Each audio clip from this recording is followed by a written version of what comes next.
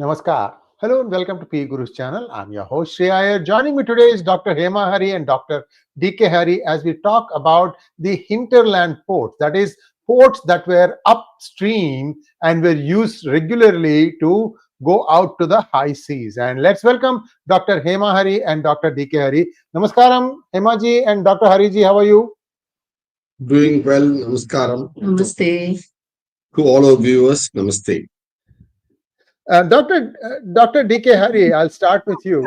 Chennapatna, Srirangapatna, all these things, they sound something, but they seem to hint something else. You hinted about this in our previous episode. Talk to us a little bit about why a particular town name had a Pattana to it, or Patna, Pattanam. There are variations of this, Patnamu, and so on and so forth. I don't know what is Patan, maybe in Odisha and Bengali. This is a pan-India phenomenon that I've noticed. Talk to us a little bit about what these were. You have Patan to Prabhas Patan, where the Saraswati River flows into the erstwhile Saraswati River flowed into the then Sindhu Sagar. Prabhas Patan, where Krishna Dwaraka was there. Krishna lived. Somnath is in Prabhas Patan area. So you got all over, as you correctly said. The idea of Patan, Pattinam is a very pan-India idea, but we'll start with, since this term Pattinam is also a strong Tamil word, we'll start with that angle and look everywhere. So we'll just show you a map. See, okay, how many Pattinams are there? Can you think of? Chennai itself is a Pattinam. The correct name is Chennai Pattinam.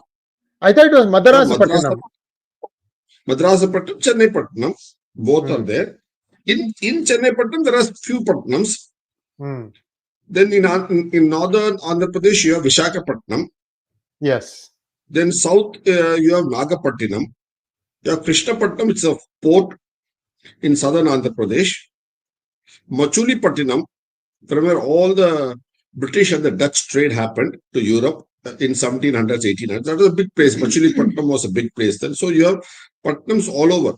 Let's see some of the Patnams. Kaveri Pumpattinam, where the Sangam trade took place. See, so everywhere they're trying to, as you said, Srirangapattinam near Mysuru on the Kaveri Nadi. Channapatna again, which is from where a tributary goes and joins the Kaveri Nadi. Why do you have so many Patnams? What do they mean? Is what we'll see in the slide now, coming up. Thank you.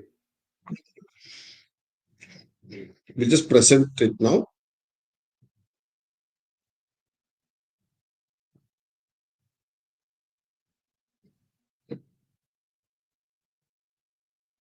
We just made a simple slide of trying to capture as many Pattinams as possible.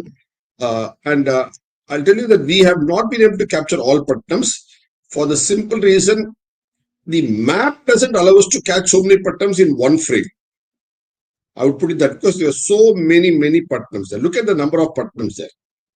Right from Visakhapatnam to Masulipattnam to Nizampatnam to Ramayapatnam, Gangapatnam, Krishnapatnam, Duggarajupatnam, Chennapatnam, Sadurangapatnam, which is called Sadras.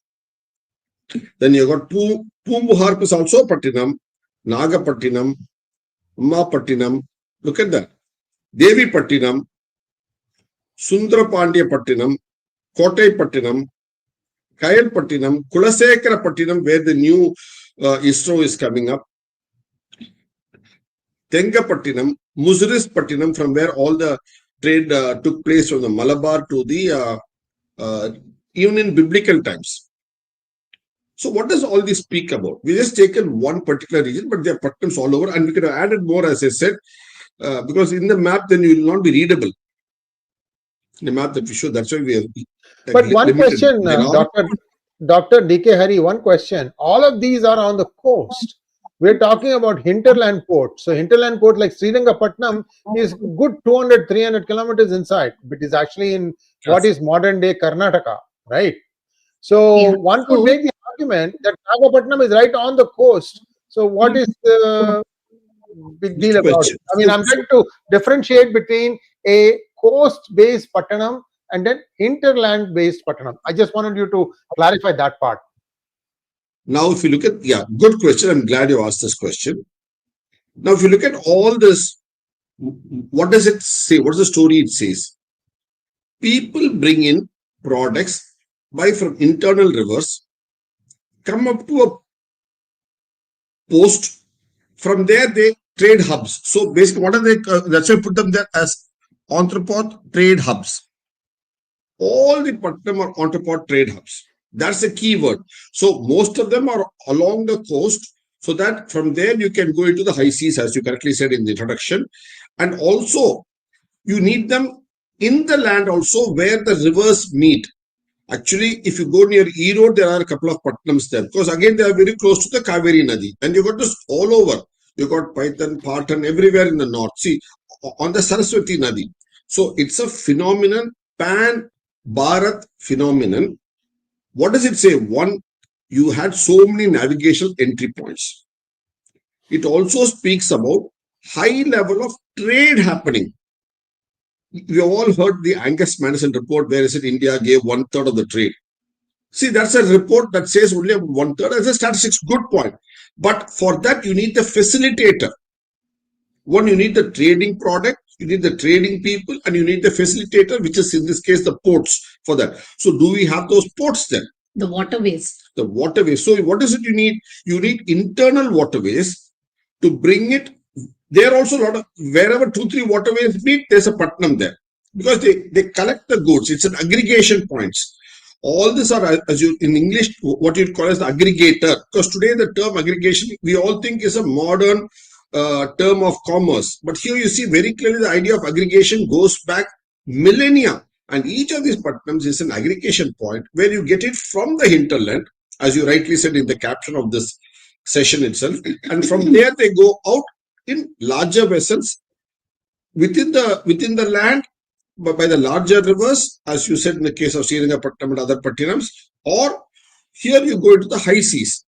So they're entrepot trade points. So they speak about one, people who could do it, the products of trade that were there, the facilitator trade points. I'll just take one example. I think Hema has it. In the Saraswati Nadi, in the desert of Rajasthan, that's a beautiful point that she'll show you. In Rajasthan, you have Patnams. You'll be amazed to know that.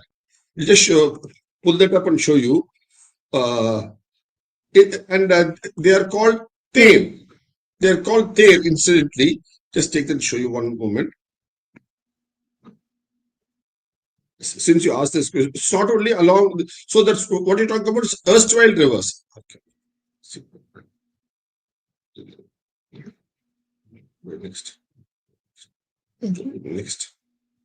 Next.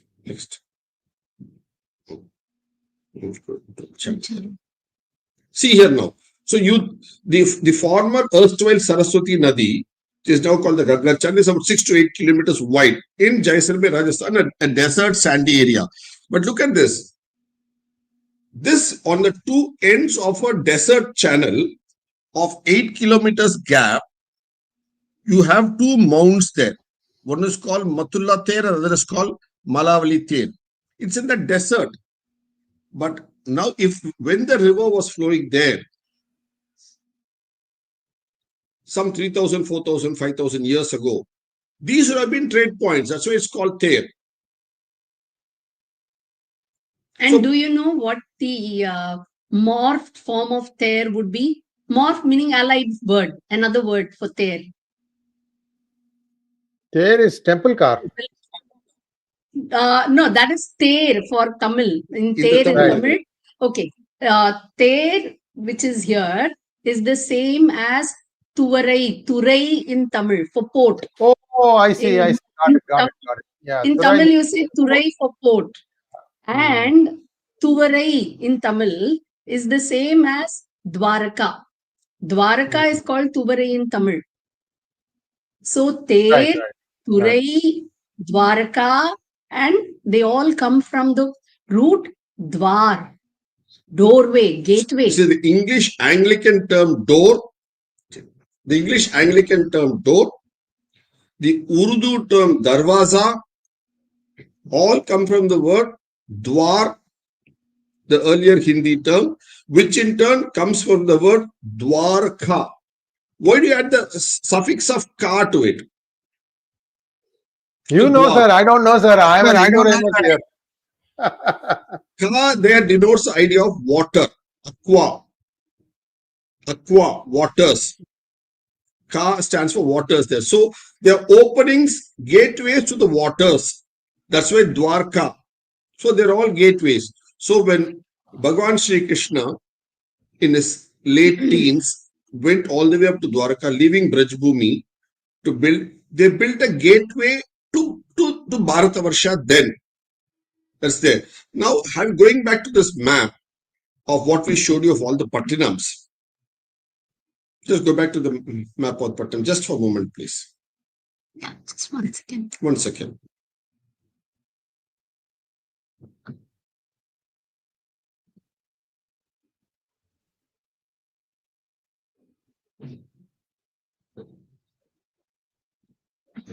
We're just getting a slide up, please.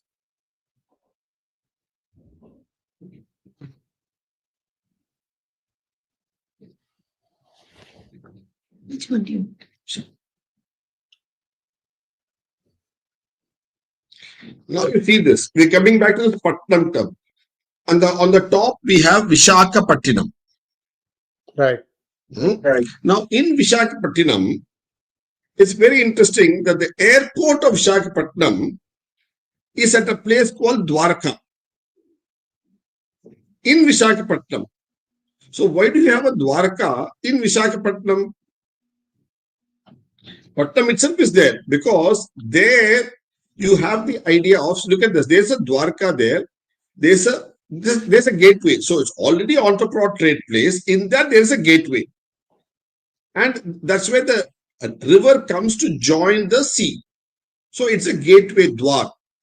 So you have Dwars. So similarly, in Puri also you have a Dwarka gateway. So you have Dwarka gateways all over. Gateway to what? To the high seas. And so that's what, and the same thing in the Tamil language, as Hema said sometime back, is the idea of Turai. You have this Kankesan Turai in Sri Lanka near Yarpanam. Yes, Similarly, yes. if you go to Delhi, if you go to Delhi airport, which is the township that's closest to the Delhi airport, it's land. The flight flies over a place called There is Dwarka. Right. Yeah. And lands in the Delhi airport, in Indira Gandhi International Airport. Why do you have a Dwarka in Delhi? Is it a new name given after Delhi was formed in the last 50, 70 years? Right. Obviously, this term Dwarka is as old as the term Delhi itself. Because it is a gateway. It's a gateway to what? It's a gateway to the river that comes from the Rajasthan, Aravalli Hills, and the river that joins the Yamuna. The Sahibi River, as it's called now. That Sahibi River joins Yamuna at Dwarka. So when you say hinterland, so this Sahibi River used to bring copper from the Khetadi mines in Rajasthan, come and join the Yamuna at Dwarka. And that's why this particular junction inland, it's not at the coast, but it's called a Dwarka. It's a gateway. So look at the idea of that.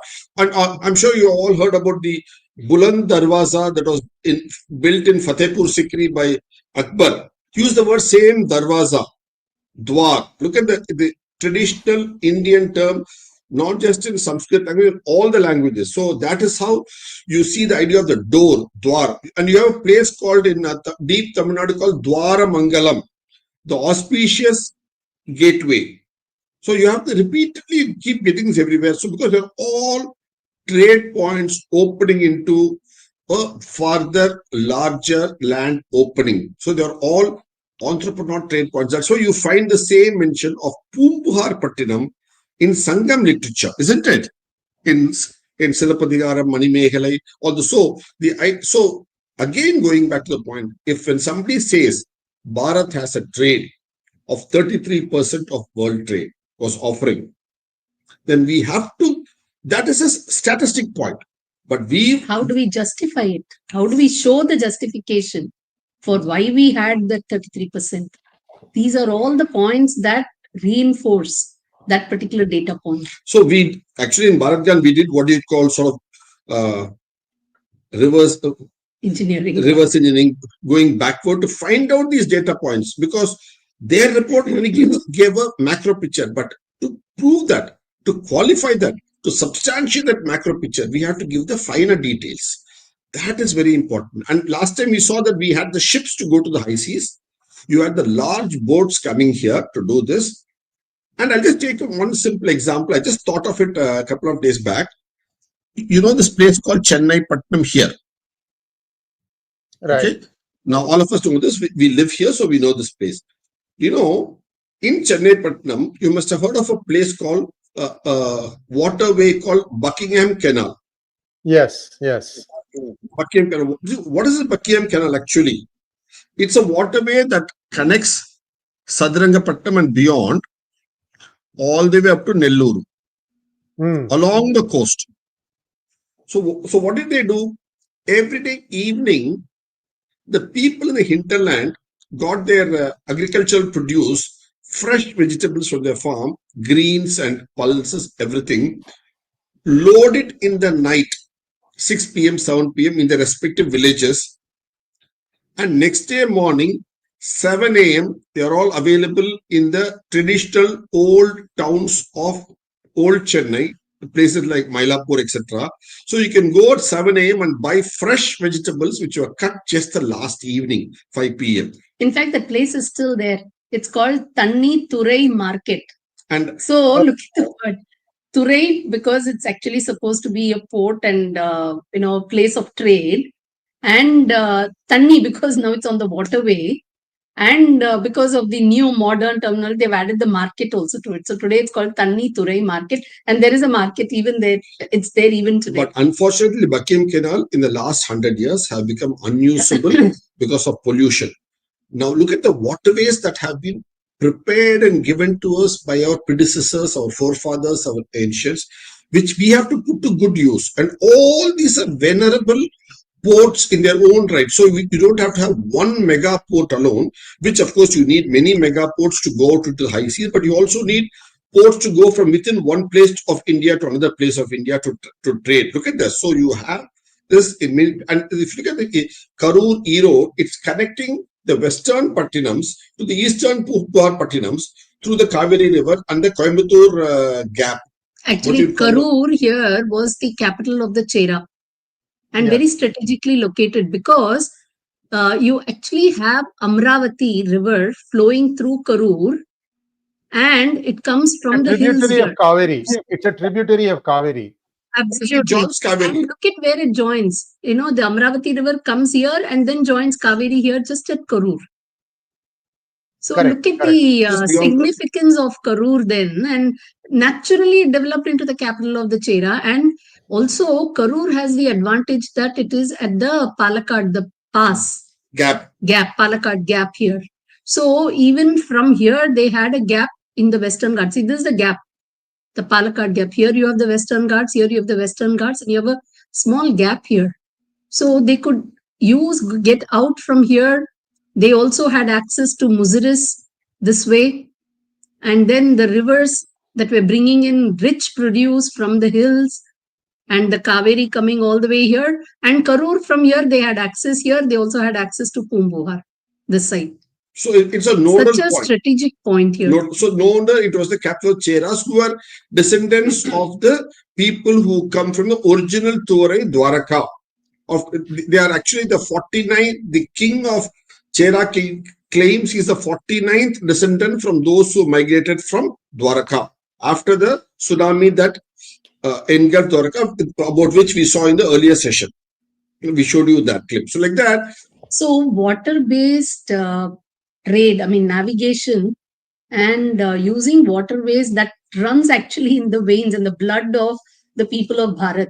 Not only does it run in the veins of the people of Bharat, it runs in the veins of the geography of the land itself, which what Heba will show you. Now, how many districts do you have in Bharat? Probably about 750 districts, 800 districts. Okay. 700, 750, 806. That's okay. The point is that number. Now look at the veins of the watershed of Bharat. So every district has its own waterway. Had at least. This is the veins of. So look at the number of pattinams we can have. We have here, and all for the purpose of local trade, entrepreneur trade, and all of them inside you. So this is where your where your Sahibi River comes and joins. This is where you have the Dwarka near Delhi. You have a Dwarka here in Visakhapatnam. You have a Dwarka here where the erstwhile Saraswati River came and the Dwarka is here. Prabhas Patan is here. Muziris Patnam is here. Pumbuar Patnam is here. Look at the number of. So this land and its veins as the rivers not only kept the land fertile, but also provided for internal waterways. Actually, now here is a very beautiful point to ponder about. Okay. See, we found so many Patnams. Actually, if you look at our previous map, we showed you so many Patnams on this side and a few on this side. Correct. Can we, of course, there are other ports of a different variety, but the Patnam variety are more on this side. So how do we get this? I mean, why do we get this feature? The answer to this is this actual vein map, this water-based vein map and the veins of a human body. Can you tell the fundamental difference? So in our body, you have the thickest end of the blood vessel near your heart. Right. And at your peripheries, you have the thinnest capillaries. Correct. Here it's the other way around for water. Yeah. Here it's the opposite. You have the thinnest at the source springs, typically along all the mountain tops. And they all join. And actually at the end, you find the thickest. And this is the way the water will naturally flow. So when you have goods that you want to ship out, it is very easy to follow the waterway and take them down. So you find this so beautifully. I mean, so naturally from every little thin point, they've come, they've joined, and then they've all come out through these various Patnams. Such a beautiful, I mean, they corroborate each other so nicely. And in North India, what did you have? Of course, it's a much later term, but what do you have? You got the serais. You have the serais everywhere, what you call the caravan serais, because and all these caravan serais are not only on the road, the GT road, the Grand Trunk Road, which went from Bengal to Punjab. You also had this along the rivers too. Look at each serais. Look at the number of serais along this. And the Varanasi main Sarai one is that a we are famous very one near familiar. Varanasi. Correct. Yeah, Mughal Sarai. One. And look at it where it is. It is along the Ganga. Right. Very at Varanasi. Yeah, Because why? This was a there's a key waterway. And here it would get into Yamuna as well, from where they could go on to the northwest. Dwarka and all that. So, And then what you're saying is it's not just gravity, but they also used wind sails to sail upstream. Yes. And look at the sarai on the Yamuna. Yeah, all this because is so ornate. There's not just a dumping ground. So built so ornate for people to come of quality, to relax for an evening, discuss trade, exchange goods, play their games, board games, all that. So you had, that's why all the Patnams, if you see what Hema showing, this is in our book was last time. One of the questions asked by one of people is, do they have books? Was one of the queries that came up in your questions. Yes. So all these are available in our different books. People can pick up and see. So look at this place. So Kaveri and Bhavani, you have a Turai which is called Perunturai.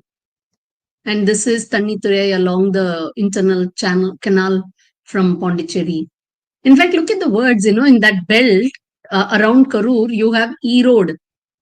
Odai means a small stream, a running water channel. So E-Road, E means two. So two Odai.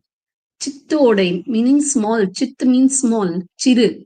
So smaller channel. Pay Road, bigger channel. So the names of, if you really actually go and list out, I'm sure across north and south. If you look at it, most of the towns, smaller towns today, their names, you can understand them to be part of some trade route, some form of trade. So what we're getting down back is to say is that you had people who understood the value of trade, who traded in it enormously, and they used the landscape well, they used the waterways well. And now the point is coming, who are these people who traded in it? I think we already crossed 27 minutes, so we'll just quickly come to one more point. Who are the people who traded in it? What were they called? Look at this amazing slide that Hema is bringing up for you. What in Tamil you call Vanigam, in other Indian language you call it Vanijyam. That's why you have a old phrase called Go Krishi Vanijyam. Go for cows, because you're all pastoral community. Krishi, the farmers, and the third phrase is trade, Vanijyam. So you had this. And who are the people who did the Vanigam or Vanijyam? They were all from the Sindhu Saraswati period. They are all called Shreni. The term used for them in the Sindhu Saraswati civilization was called Shreni. Which are the trade guilds, actually. Every guild is a Shreni. So this is a merchant guild of Bharat. Shreni. And what does the word Shreni mean? The word Shreni, through the times, has evolved into a Shreshta. One who is a Shreshta. And what is the, when you say somebody is a Shreshta, what do you mean by the word Shreshta now in the present language? He's expert in something. Yeah. Yeah. Expert. Yeah. Person of great eminence. Eminence, expert, and one more aspect, yes, expertise, obviously, yes. Something more. As somebody who is a Shreshta will not cheat you. He's very honorable. Honorable. That's the key component here. In West, it is the buyer beware concept, where the trader may cheat you. Whereas in Bharata civilization, a person who belongs to a guild, a Shreni, who is called a Shreshta, is honorable in trade, and he will not over cheat you. He will not do that. So that is how the reputation of all these people built up. Look at the names, how it's evolved. You started with the idea of Shreni here, then became Seti, Set. I thought Shreni meant class, right? For example, Pehla Shreni, Dusra Shreni, Dvitiya Shreni, Tritiya Shreni. Shreni also meant class, isn't it? Classification. It's a group of people, who were specializing in this trade. So they are spreading out, trading in one place to another place. And look at the term, how it is. So it's not class, but group. And Seth, look at the word Shreshta in Nepal, Seth everywhere, Setta, Siti, Shreshti, Seti, Shroff, Seti, Chetty, Shetty, Chettiar, Chetu, Setiar, Setlur, all this, all over. So people, all of the term, how it's evolved, morphed, and become localized from the idea they're all trade guilds. So here you're seeing two things. What you see in the similarity of the root of the phrase, what we call as the Bija Akshara, and in Tamil we call it Verchol, comes from the idea of Sreni, to aggregate and bring it together. Important aspect. And they are spread all over Bharat. We also saw the Angus Madison report of the 33% world trade was Bharat. That has been said 1,000 times over by 1,000 people. But you needed the veins to bring the goods, you needed the ports to carry the goods, and you need the people to do it and to produce. That's the people who produce the hinterland, and people to trade it, carry it everywhere, and trade among themselves so it reaches the local populace where it needs to. Look at this. So we are talking about a full system, a fundamental. You got the paraphernalia to it. You had the total basic system to carry it out. One very interesting thing you should notice from this word, Vanigam, Vanijyam. Of course, that has also become Baniya now. The word has become Ba, so Baniya comes from this. The root here is Vani. Vani. So, what does it actually indicate is that all these traders, so that aspect, they were very good with their Vani. Communication. So trading one point is to be able to gather and all that, have the courage to go to new places, be innovative enough to anticipate problems and solve them and all that, but also be very good communicators to be able to communicate in places where the languages are so different, where the civilization, the cultures are also different, because they've all gone from both these coasts to far off places. And within the land, where the language so somehow they have managed to communicate, and they've also managed to earn the honorific Sreshta. So imagine the height of their communication capabilities. That is what Hema is saying. One second. So the beauty is, in this land, the trader across the times, as Hema says, has earned the honorific across millennia of being called a Shrestha. It's amazing. No other, we will not see this in any other civilization where the people, by vocabulary, a trader being called honorable, except in Bharat. Because not only did he do well, as he says, he had the gift of being able to speak, not just gift of the gap, gift of being able to explain himself very well, trade in new places with new products, and bring back the wealth, use it for as a capital for his family, and even more importantly, contribute to the dharma of the society. So in the local community, a trader, a chetty, a shrestha, Yeah, it is. So that they communicate, they gave back to the society in a big way for the development of the society. That's the beauty point, is what we have to understand. So each one of these components of the land of Bharat, the people and their practices, their dharmic practices, were all used so very well. All right. Just a minute. Just clear the screen, please. 1 second. Yeah. So they also used it so beautifully. It's amazing that the civilization, that is where the underlying idea of dharma comes about. They were dharmic. They had artha. When you say dharma, artha, kama, moksha, they were dealing with artha. It was not a sin to make profit. It was good to make profit and use it back for the welfare of the society at large. So you have to be artha, and you have to have your desires fulfilled, kama, and do it in a dharmic way, and earn the name Shrestha by the people, given by the people, because what they traded in, they kept it to the word of what the product was. And they had the ports, facilitating ports to do it. And they understood the landscape of Bharatavarsha very well and used the geography, the hydrology, the topography, everything so well. Not just for 10, 20, 30, 40 years. They use it not for 5, 7, 10 centuries. They use it for 5, 7, 10 millennia. And successfully at that. That is the beauty you should understand of the civilization itself as a larger perspective. Thank you so much, Dr. Hema. Thank you so much, Dr. D.K.Hari. Now let's take a few questions from our viewers, if you don't mind. Sure. First question from Manoj Soma. Madam, I have read some portion of the chapter Beautiful Tree by Dharampal Garu. My eyes were filled with tears. I have read it too. Can we again rise into a great civilization like we used to earlier when Chanakya was present? Your views? We have had the singular honor of sitting in person with Dharampal ji in Sevagram, Varda, more than a few evenings, and talking to him on these aspects. We had the singular honor about 2.5 decades ago.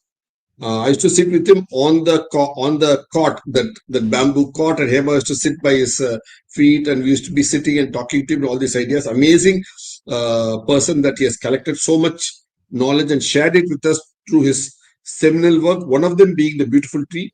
See, Dharampal ji was basically a person, what you can call a person of the, one who was trying to understand the society, a sociologist, if you say, because that term didn't exist. So the idea of what a society is all about is trying to collate. And we have had the good fortune, as I said, of interacting with him in person. The key point is he's collected data of it from authentic original source, which is the East India Office records, which is now in part of the British Library. Yes, and he was also confident that once we get to know about our strengths, very important is we get to know about our own strengths, then we can as a civilization rise back again. That's happening. See, we have had a fairly long, successful civilization for the last 4, 5, 6, 7 millennia, not just centuries. Unfortunately, in the last 5, 6, 7 centuries, we have stumbled for various reasons. Let's not cry over spilt milk. But we are realizing that we can rise up again, like the proverbial phoenix, which we are doing now. That is the whole idea of New India. So that's what it is. So we will rise back again. That's a sense of confidence we should have that we can do it, and do it with a sense of knowledge that we have traditionally been prosperous, capable, using our resources well. And what the rise that we're seeing now in the last couple of decades, more so the last decade, is not a flash in the pan. It's part of a larger game plan that we are rising and we will rise again to be one of the Vishwa Gurus, certainly. Not just in name, fame, money, wealth, trade, knowledge, all aspects holistically. And one of the key points that we have to remember, you will see that coming in various forms, that this civilization, the main blessing is its water. It's surrounded by water. It has water flowing through it in the right way. It has water pouring on it for the right amount of time during the right time window. And if we learn how to harness it well, if we learn how to keep our rivers flowing perennially, we have lost more than 100 perennial rivers in Tamil Nadu. That we'll look at some other session, different in the sessions. future session. But and many more such rivers, perennial rivers in all over India, they become dry. So how do you revive these perennial rivers? Keep them flowing through the year. How do you use them for navigation? How do you bring back your internal navigation skills? Because only if you have the rivers being perennial again, that is Ganga. See, if it is not perennial, it's not Ganga. So what you call is Jiva Nadi. You must have every river as a Jiva Nadi. Only then you can have, as she says, internal navigation back, you can irrigation back, you can have your drinking water back, everything. So the effort should start with making all the dead rivers once again Jiva Nadis. See, it is not enough if you just produce, or if you are very good in just trading and having good harbors. The entire ecosystem should be balanced. And it should be a balance not just within the ecosystem, it should be a balance of the ecosystem with nature. With Prakriti. With what nature naturally endows you. And what nature naturally endows Bharat is with good rains and a good river flow. The topography is just perfect. And very good harbor coastline. The key point. And if we don't utilize these three, then we are not really creating that ecosystem. The key idea behind this is not to exploit it, but to integrate and live along with it. The moment you think about the idea of exploiting the nature and exploiting the rivers, when you bring in that concept of exploiting it, you're gone. They're finished. You're going down the drain. But if you know how to live in harmony with it and use it mutually, then you're looking at a long-term scheme of overall prosperity. Yes, sir. Any more questions, please? Yeah, one more question. Ramani Kritivasan wants to know, Dr. DK, why do we have so many Pattinams on East Coast and less in West Coast? We have quite a few. We have charted out a few. You're welcome to add a few more to it. We'll be glad to include that in the next slide. One, there are many more Pattinams. We did this for a particular study purpose some time back, so we put it here. That's all. There are many there. Other point is, equally, the rivers in the West Coast are much smaller. They are flowing down at a higher gradient as compared to the rivers which are more gradual in the East Coast. So hinterland trade is a lot better available here because the West Coast, you have the Western Ghat Mountains very close to the West Coast. So the chances of the longer hinterland trade is absent there. It's much closer. The width is much smaller. That's one more reason. So, rapid fire question for both of you. You know, Shiva temple is always on the banks of a river. For example, in Coimbatore, there is a Peru temple built by Karikala Sora. 180 or something, 2000 years old. And there is a river, Noyal. The Noyal river, you can still see it's a small river, but some water flows, something flows there. And that goes to join Amaravati, which in turn becomes Kaveri, and so on and so forth. Correct. Exactly. Now, the question for you is, what was the river flowing along the big temple in Tanjore? There's actually no close. Of course, it's on the Kaveri Delta, but there's no river close to there. But instantly, I'll just get back to the Noyal point you said. You know, one of the oldest iron smelting sites that have been found in Erode is in a place near Erode, in a place called Kodumanal, which is on the Noyal banks, from where iron. I'm talking about iron. This is 3,000, 4,000 years ago. This is about 1,000, 2,000 years before Alexander's time. So Noyal is on the banks of Noyal. Since you mentioned Noyal, it's one of the older, much older sites of iron smelting that has been archaeologically excavated. It means what? It was catering, as Hema said, both to the west coast and to the east coast, and from there on. That's the so it was of today. It's unfortunately a pale remnant of its earlier grand flow, the Noyal. It has to be revived back. Many people have tried reviving it back, especially organizations like Sirutur, etc. Of course, it had gone into a large disuse. Now, getting back to the main question. See, similarly, you got the Tiruvayar people think of as being for the musicians. But the name Tiruvayar, there are 5 rivers coming there. Tiruvayar is actually 5 rivers coming together. So it was a point, it was a junction point. Look at the major junction. So these are all part of the larger Tanjore belt. So you don't have to see, as in the case of the Taj, where the river Yamuna flows just adjacent to Taj, almost touching its parapet. That again is Teja Maha, sir. That is a Shiva temple, and Shiva temple is on the river banks. See, my theory is getting proved again and again, which is why I'm wondering. See, if you look at big temple, sorry to come back to big temple. If you look at the big temple, it's actually built like a fort, right? On the fort, outside the fort, there is a moat all the way around. May not be water flowing today. There is a moat to try and prevent people from coming in. So they say that Abhisheka Tirtham in big temple, it goes somewhere that they can't trace. Okay. Now, you having said about Shiva and connecting it with the rivers, I think next session we will do about something called Gangamma temples. Sounds good, sir. Very good. Gangamma, because you mentioned this today, so you are giving the lead, not and it's we. a beautiful extension to waterways and inland navigation. We'll do next session. Yeah. Whenever we do. I completely agree with you. There's only one problem. Today, in this day and age, so many dams have been built.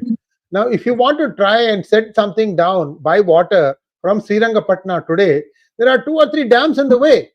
So you got to have a sluice where it can be lifted and opened and let the thing go through, and then you can close it, or either that or something like what they have in Panama Canal, where they have this system where water will rise up and then go around and then come out to the other side, something like that. It can be done. Actually, right. The Nile River, south of Lakshar, they've done it very well in the Nile River, where not only will the goods go, even the luxury cruises will go through. They have done it beautifully in the Nile River. It's a good example. It's been done in a few places in Bharat also. We can again do it. It has to be done because the waterway system has to be recreated back as much as we're creating the highway system in Bharat. Because so Arthur Cotton writes, which is there in our book, you can read. It's part of it. If you can do it some other, if you want, we can do it in the next session also. He writes. Sure. Let me not quote it now and break the point. We can discuss in the next session as to what Arthur Cotton speaks about the internal waterways. When we do the Gangamma temples, we can lead it from there. Thank you so much, Dr. Hari and Dr. Hari. And we are not in a hurry to listen to you. We have all the time, and no pun intended.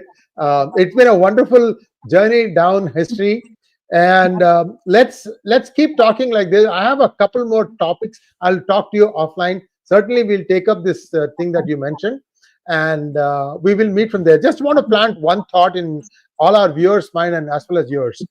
Dr. S. Kalyan Raman, he and I discussed this about 3-4 years ago when I had gone to meet him. What he said was that, his interpretation of the Mohenjo-daro data set is that it was guild, accounting guild, and it's like hallmark of those days. So that if there is a symbol, that means this is the quality, this is the alloy used, and so on and so forth. So he told me that tin used to be available only in Burma, copper used to be available in Rajasthan, like you said. The smelting and the mixing and the alloyification happened near Mohenjo-daro or along the Saraswati banks, and then from there it went all the way up to Venice. In fact, they say that he has proof that in 4400 BCE, 6400 years ago, there was a shipwreck that was discovered near Haifa. How the ship went up to Haifa is it's a port, but it's up in the hill somewhere, and it's in a desert. They found it, and that shipwreck had a tin ingot that same markings as what you would find in Mohenjo-daro, which means that there was trade going up all the way till there. So one of the thoughts that I had was, go ahead, sir. Go ahead. No, go ahead. You were going to say something. It's okay. We could be on the same thing. No, this is a subject where we actually in this chapter that we read about Hinterland, whatever is the next couple of paragraphs is about that in our book Knowing New India. So in one of the future sessions we can deal with it as a separate point. So we have to deal with it. We have the data, and we have discussed this substantially with Dr. S. Kalyan Raman on the subject many years ago, as you said, the way you did it also. Just end this session with one thing. Since you mentioned the word Haifa, which we'll deal with in one of our future sessions, especially about what you call the tin route.